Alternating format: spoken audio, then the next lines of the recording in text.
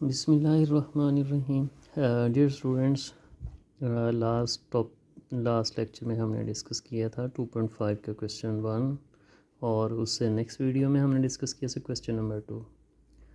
तो आज के वीडियो में जो हम क्वेश्चन डिस्कस करने जा रहे हैं वो हमारा क्या है, क्वेश्चन नंबर 3 है।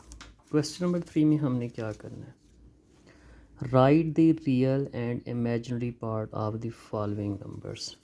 हमें नंबर्स गिवन हैं, हमने क्या करना है, रियल और इमेजिनरी पार्ट जो है वो अलग अलग करना है। जैसा कि ये आपको वैल्यूज़ गिवन है, इस वैल्यूज़ में से हमने क्या बताना है, हमने बताना है रियल पार्ट। रियल पार्ट कौन सा बनेगा इसमें से, अगर हमें देखें तो ये हमारा जो क्या है रियल पार्ट है। और इसी तरीके से हम देखेंगे इमेजिनरी पार्ट, इमेजिनरी पार्ट। और इमेजिनरी पार्ट हमारा क्या होगा, इमेजिनरी पार्ट यानी जो अयोटा के साथ वैल्यू है वो हमारा क्या होगा, इमेजिनरी। तो ये 1 कैसे लिख दिया, बिकॉज़ अयोटा का कोफिशिएंट 1 होता है।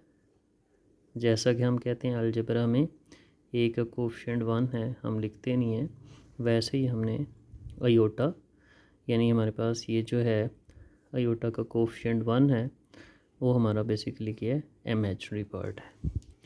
इसी तरह से हम एक और एग्जांपल जो है, एक और क्वेश्चन डिस्कस करते हैं, जिसका हम क्या करते हैं, पार्ट 3 जो है वो डिस्कस करते हैं। पार्ट 3 में आपको वैल्यूज़ क्या दे रहे हैं, -3 अयोटा और +2, ये वैल्यूज़ गिवन है। हमने इसमें से करना क्या है, हमने रियल पार्ट अलग करना है और इमेजिनरी पार्ट अलग करना है। अगर हम बात करें रियल पार्ट, तो देखिए हमारे पास ये जो है ये क्या है, रियल पार्ट है। तो अगर हम साइन भी साथ इंक्लूड करेंगे तो +2 यानी प्लस हम लिखते नहीं हैं। और इसी तरह से इमेजिनरी पार्ट, इमेजिनरी पार्ट जो है हमारा वो क्या है, हमारे पास इमेज, यानी कि इसको हम सिंपल IMG लिखते हैं, इमेजिनरी पार्ट।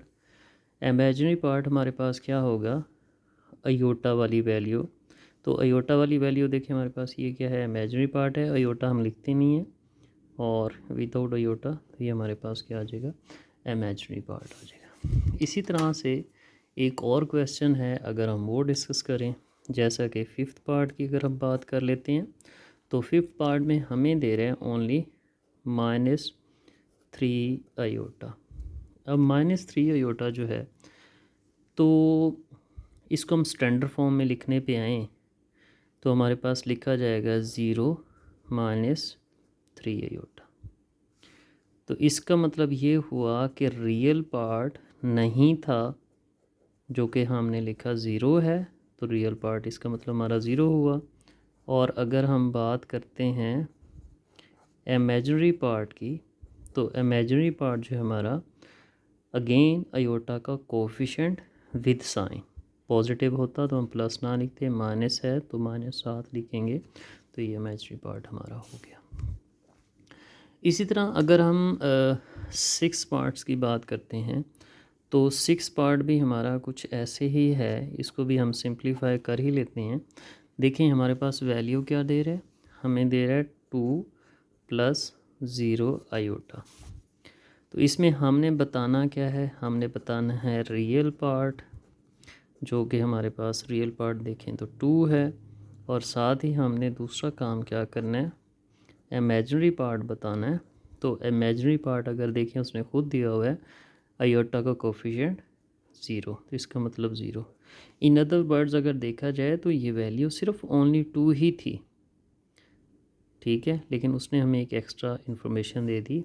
इसका मतलब सम टाइम अगर ओनली आपके पास रियल नंबर हो, जैसा कि हमारे पास क्या है, ओनली 3 है, जब 3 है तो इसमें रियल और इमेजिनरी की अगर बात करें तो फिर हमें क्या करना पड़ेगा, 3 + 0 अयोटा खुद लिखना पड़ेगा।